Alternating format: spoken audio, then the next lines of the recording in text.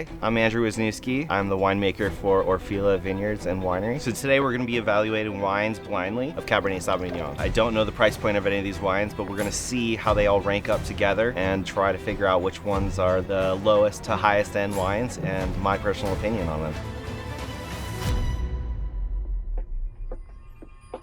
So this is the first impression of the first glass. Fairly simple fruited, red, some cassis, some spice, a little bit of savory herb. Very light on the palate for Cabernet. It is polished, it is smooth, but doesn't have the density of fruit that I would expect from Cabernet, especially in California. In the range that I was given, I'm thinking this might be, it's hard because it's just the first one, but I would say this is probably like the 16 or 30, but we'll see. So we have our second glass here. Let's give it a little sniff, see what we get. This one is darker in its fruit notes. There's more spice, there's more leather. I would say it has a little bit more complexity. Let's give it a try. So there's more structure here. Definitely more evident concentration. I like it. I think that it's a pretty solid representation of Cabernet Sauvignon. You can see the level of extraction from the legs, so that just indicates maybe a little bit higher alcohol, more viscosity, so it has a little bit more density on the palate. You can see it's lingering. For me, that's an indication of dry extract, potentially residual sugar and or alcohol.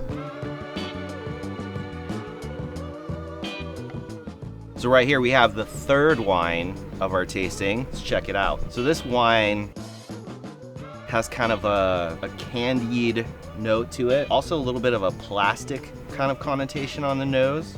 Not a lot of complexity on the nose, I would say. I would say it's a little dull. Very fruit-centric, a little sweet, if I'm gonna say so. Not a lot of structure. The acid is pretty moderate. So far, I'm thinking that this is the lower end of the spectrum, but let's check out the rest of the wines. So we have our fourth glass here. Let's check it out. This one smells good. I like it. It has a lot going on with it. There's a lot of mountain berries, earth, gravel, pencil lead. Definitely swings to the darker side of the spectrum. You can see there's a lot of extraction. Now that's a good Cabernet Sauvignon. It's got structure, it's got the acidity, it's got the density of fruit. I'm thinking that this is, I'm hoping that this is on the cheaper end of the spectrum because I'll back up the truck to this. Beautiful wine. So this is the last wine that we'll be tasting. Hopefully not the least, but here we go.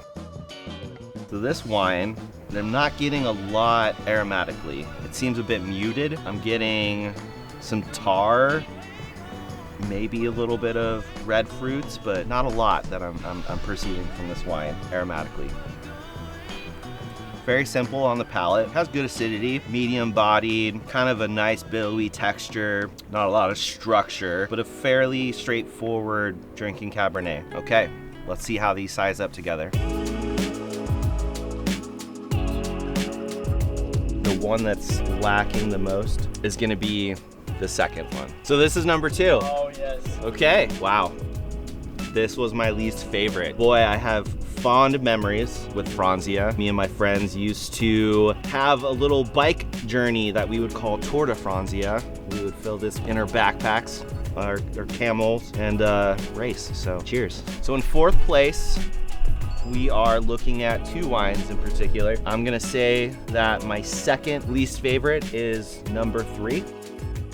J-Lore Paso Robles 2022. This is the $15 bottle of wine. I would say for $15, if you like a very fruit-centric Cabernet for the price point, it's not too bad. Soft, supple, not a lot of structure, but you know, at this price point, what you're looking for is just a nice drinking bottle of wine, and I think that's what it delivers.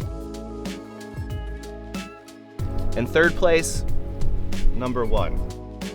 So, in third place, Justin from Paso as well, 2021. I mean, this is just a very fruit-centric style of wine. It's a little bit bigger, richer for that price point, what you're getting from Paso. Not a lot of complexity here, but for 30 bucks, fairly solid bottle of wine. So we got our last two here. We're down to the nitty gritty. For me, and I think I have expensive taste, unfortunately, I'm gonna say that in second place is gonna be number 5.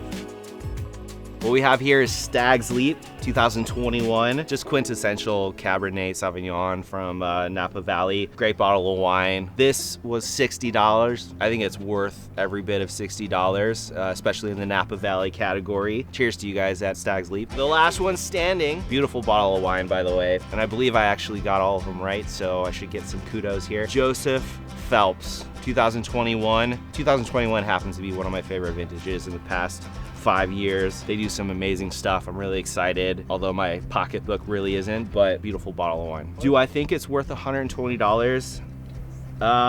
If I have disposable income, I would drink this all day, every day. But for me, not so much.